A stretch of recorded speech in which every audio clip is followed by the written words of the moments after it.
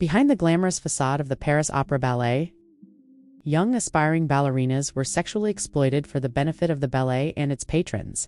When we think of ballet, we often think of the gorgeous prima ballerina, dominating the stage with her elegant presence and ending her performance to a standing ovation, after which she was invited as a guest of honor to the most prestigious parties in town. But this glamorous facade is very far from the true nature of ballet. Centuries ago, ballerinas had short careers as they forced to starve themselves to achieve the perfect dancer's body and dance through significant injuries, causing permanent damage. But even this was not the worst exploitation. As many dancers were forced to work as prostitutes for high-value investors and enthusiasts, nowhere was the sexual exploitation of ballerinas worse than that of the Les Petits Rats at the Palace Opera Ballet in the 19th century. The gender dynamics in ballet. As of 2018, 72% of ballet dancers identified as women, yet 72% of artistic directors identified as men, while women vastly outnumber men in ballet. Men still hold the majority of positions of power. Why? While this dynamic might feel new, surveying classical ballet history can provide an explanation for modern-day power imbalances.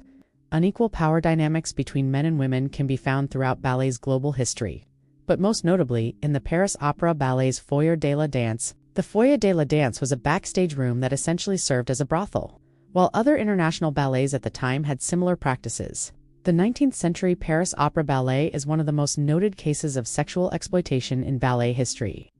Paris was an art hub during this era, and ballerinas were often the centerpieces of Impressionist artwork. Edger Degas created artworks that centered on Paris ballerinas, while his work is often viewed as fantastical to a modern audience. A 19th century audience would have picked up on the dark figures looming among the ballerinas. So, what was Degas depicting? In the late 19th century, Paris was influenced by rapid industrialization of cultural change. Homelessness and poverty skyrocketed, but at the same time, Paris upper class still held on to its many cultural habits. Additionally, the art world and its various artistic forms centered on femininity. To escape poverty and homelessness, many young women turned to ballet, an art form made for and consumed by the upper classes. While the Paris Opera Ballet seemed like it might offer security to young dancers, it was not the case. Instead, the Paris Opera Ballet created a highly competitive and unstable environment in which dancers would need to secure a highly elusive contract by any means necessary. In the meantime, the women were often used for profit in the Foyer de la Danse. The Foyer de la Danse was a lavish room at the Paris Opera Ballet, where wealthy patrons could pay to socialize with ballerinas. Because of many social and economic conditions, the Paris Opera Ballet struggled financially throughout the last half of the 19th century. Many thought that most of the ballet's income during that time came from the Foyer de la Danse. As men were willing to pay extra to socialize, seduce, exploit the ballerinas, male dancers were not allowed into this room. Yet the Paris Opera Ballet encouraged young ballerinas to please the patrons. The Comte de Mogny thought that the Foyer de la Danse was a microcosm for sexuality in Parisian society. The women were often exploited by the Paris Opera Ballet, the patrons, and sometimes encouraged to pursue the patrons by their own families.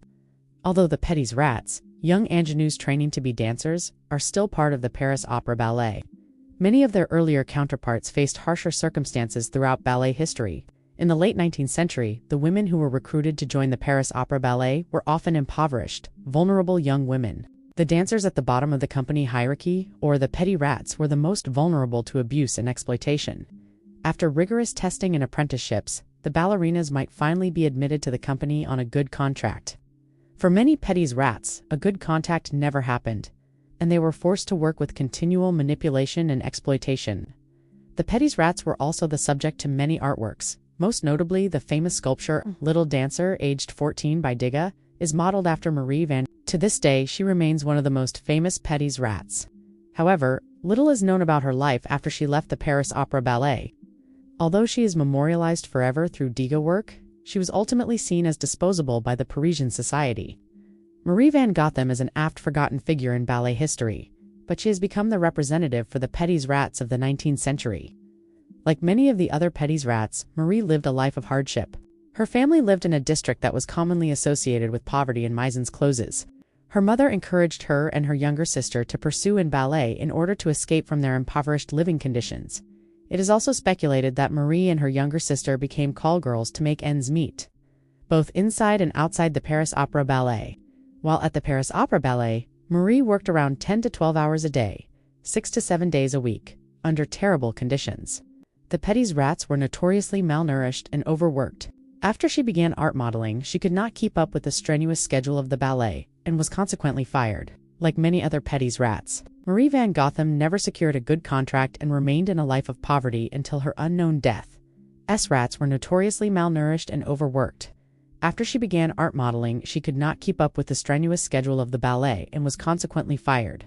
Like many other Petty's rats, Marie Van Gotham never secured a good contract and remained in a life of poverty until her unknown death. The relationship between Degas and Marie has been the subject of much controversy. At a very young age, she was asked to model nude for Degas as a result of her financial situation. She was hardly in a position to say no. Naturally, many wonder about the sexual implications of their relationship, but Degas was notoriously disgusted by women. Regardless of the manner of their relationship, Marie did not benefit from it. Like many of the other Petty's rats, Marie died in poverty, despite being the centerpiece of one of the most famous artworks of all time. Degas himself had a history with the ballet before and after Marie, and would go on to enjoy fame, reputation, and fortune. Later in life, Degas would even become a patron of the ballet himself, or an abbin. The abbins were a group of wealthy men who subscribed to the Paris Opera Ballet for special privileges. They would frequently harass the ballet dancers in their dressing rooms, in the opera wings, and in the foyer de la danse. At any given moment, they could seek sexual favors from them.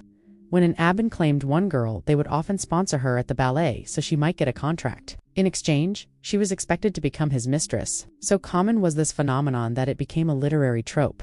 In 1859, a writer for the newspaper Le Figaro stated, "There is not one Parisian novel which does not introduce a banker or man of fashion who keeps a ballet girl of the opera."